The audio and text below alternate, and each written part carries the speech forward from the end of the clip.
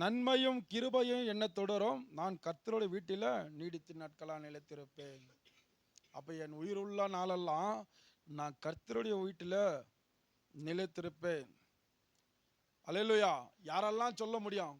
என் ஜீவனுள்ள நாளெல்லாம் நன்மையும் கிருபையும் என்னை பின்தொடரும்.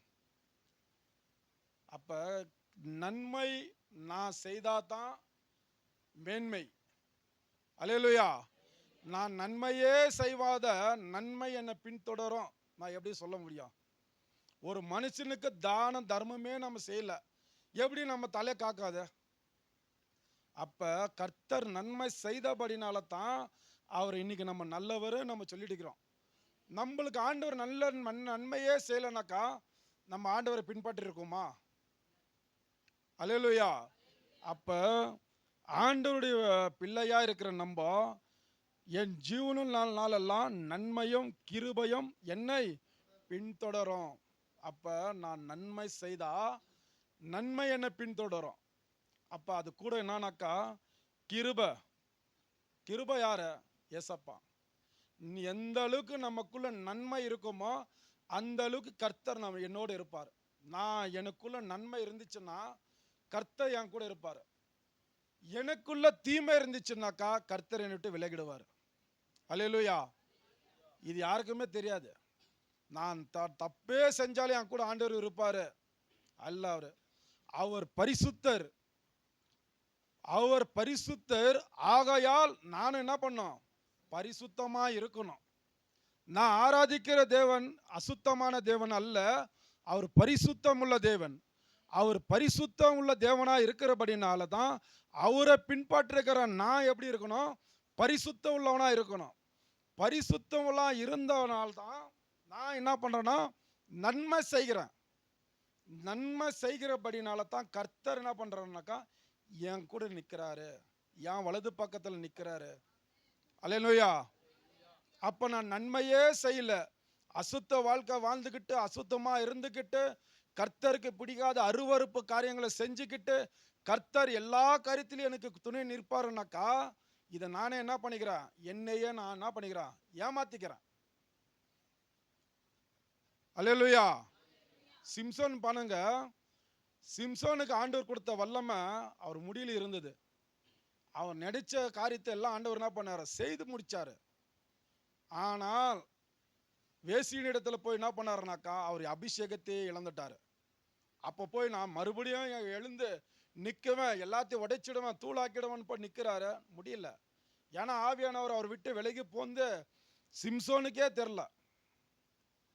அல்லேலூயா. இன்னைக்கு ஏசப்பாவால் அபிஷேகம் பண்ணப்பட்ட நம்மள்கிட்ட அதை தான் ஆண்டவர் எதிர்பார்க்குறாரு. அவர் சொன்ன வார்த்தைக்கு நம்ம கீழ்ப்படியணும், அவருடைய கட்டளைக்கு நம்ம செவி கொடுக்கணும், கீழ்ப்படியணும், அவர் வார்த்தைக்கு நம்ம செவி கொடுக்கணும்.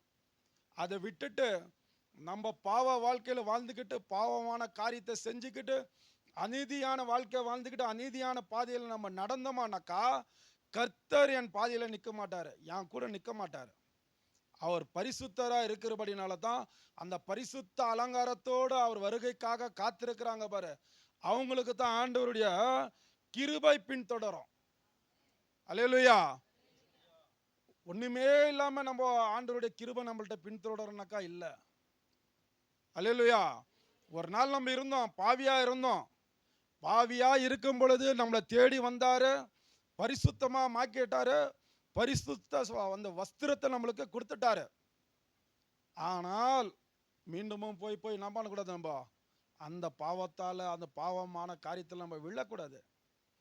ஏன்னாக்கா நம்ம வாழ்றது உலகத்தில் தான், பரலோகத்தில் வாழல, உலகத்தில் தான் வாழ்கிறோம். பக்கத்து வீட்டில் இருக்கிறோம், எதிர் வீட்டில் இருக்கோம், எல்லாத்துலேயும் இருக்கோம். அங்கே தான் ஆண்டவர் நம்மளாம் என்ன பண்ணியிருக்கிறோன்னாக்கா வேர் பிரிச்சிருக்கிறாரு. உலகத்தில் இருந்து நம்மளை என்ன பண்ணியிருக்கிறாருனாக்கா வேர் பிரித்து நம்மளை வச்சிருக்கிறாரு. மீண்டுமா நம்ம என்ன பண்ணக்கூடாது? அதிலே போய் விழக்கூடாது.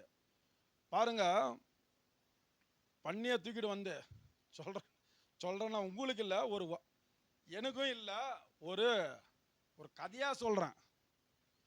தூக்கிட்டு வந்து அது குளிப்பாட்டி பவுடரெல்லாம் அடிச்சு லிப்டிக்கெல்லாம் அடிச்சு வெள்ளை துணியெல்லாம் போட்டு நம்ம மீண்டுமா எடுத்துகிட்டு போய் விட்டு பார்த்தீங்கன்னாக்கா அது ஓடிப்பா அங்கே தான் வந்துடும். அல்லேலூயா. அதே பாருங்க, கர்த்தர் நம்மளை அங்கிருந்து தான் தூக்கிட்டு வந்தாரு. தூக்கிட்டு வந்து குளிப்பாட்டி, தண்ணியில குளிப்பாட்டல, அவரோட ரத்தத்தினால அவனை குளிப்பாட்டிட்டாரு. அவரோட வஸ்திரத்தை நம்மளுக்கு கொடுத்துட்டாரு. அவர் சிலுவையில் வஸ்திரம் இல்லாம இருந்தாராம். அவர் வஸ்திரத்தை நம்மளுக்கு கொடுத்துட்டு இருக்கிறாரு. அதை இன்னும் நம்ம என்ன பண்ணக்கூடாது, கரப்படுத்தக்கூடாது. அல்லேலூயா. அப்படி என் ஜீவனுள்ள நாளெல்லாம் நன்மையும் கிருபை என்னை பின்தொடரும். நான் கர்த்தரோட வீட்டில நீடித்த நாட்களால் நிலைத்திருப்பேன். அப்ப எந்த வீடு? அல்லேலூயா.